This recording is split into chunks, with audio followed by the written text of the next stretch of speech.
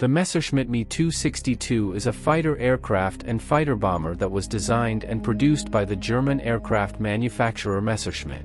It was the world's first operational jet-powered fighter aircraft. The design of what would become the Me 262 started in April 1939, before World War II. It made its maiden flight on April 18, 1941 with a piston engine, and its first jet-powered flight on July 18, 1942. Progress was delayed by problems with engines, metallurgy, and interference from German Air Force Chief Hermann Göring and Adolf Hitler. The German leader demanded that the Me 262, conceived as a defensive interceptor, be redesigned as ground attack aircraft. The aircraft became operational with the Luftwaffe in mid-1944. The Me 262 was faster and more heavily armed than any Allied fighter, including the British jet-powered Gloster Meteor.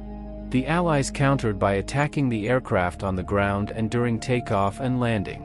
One of the most advanced World War II combat aircraft, the Me 262 operated as a light bomber, reconnaissance, and experimental night fighter. The Me 262 proved an effective dogfighter against Allied fighters. German pilots claimed 542 Allied aircraft shot down, although higher claims have sometimes been made.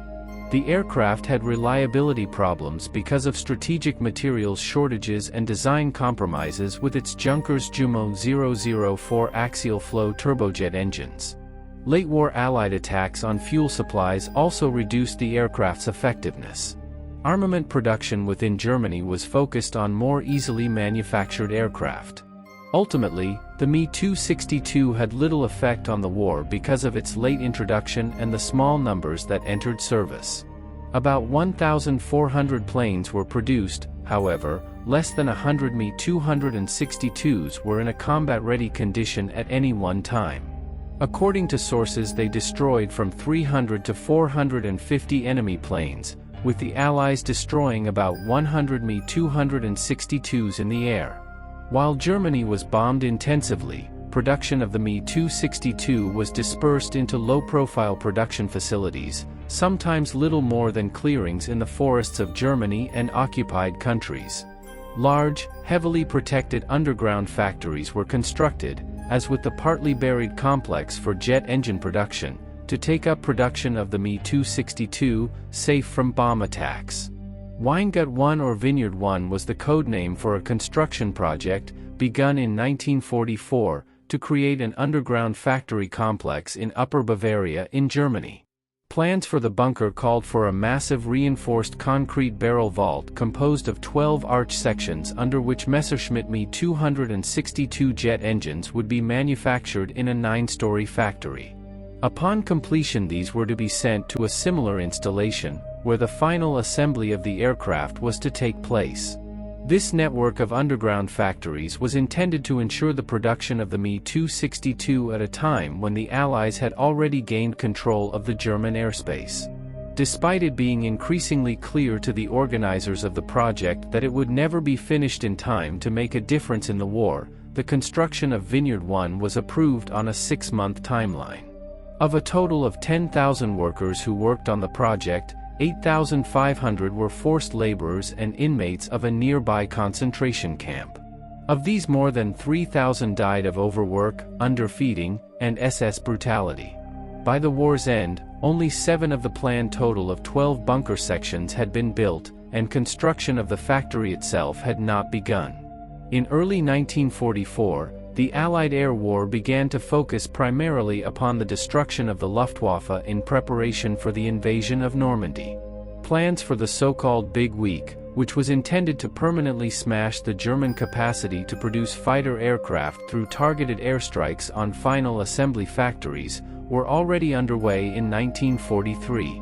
Between February 20 to 25, 1944, approximately 10,000 American and British aircraft, including about 6,000 bombers, attacked strategic targets all over Germany.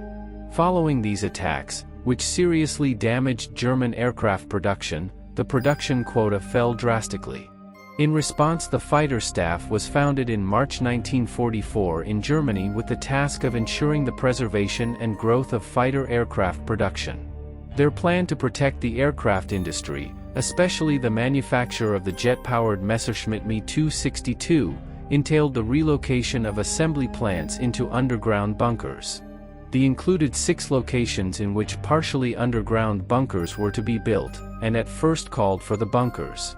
By June 1944, the invasion of the Allies had forced the fighter staff to focus in the end on 1 location in Upper Bavaria. The location in the area fulfilled all of the important requirements. There was an adequately solid gravel bed beneath the terrace of the inn, and the water table was adequately deep. Strategically, the important railway juncture was advantageous, and the wide-ranging forest would offer excellent camouflage for the completed bunker.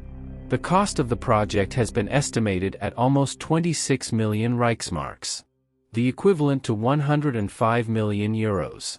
Hitler's orders of April 21, 1944 gave official approval for the commencement of work on the structure. The equipment had to be brought together from sources throughout Germany and its occupied territories, which was an especially complicated endeavor given the military situation. Nonetheless, a concrete factory, a carpentry shop, a gravel sorting plant and further facilities had to be built. Besides, these additional smaller bunkers intended to serve as air raid shelters were erected before construction on the main site began. Upon completion, the entire bunker was to be covered with soil and planted over with trees and bushes, but considering the scale of the project, it was hardly possible to effectively camouflage it from aerial reconnaissance during the construction process.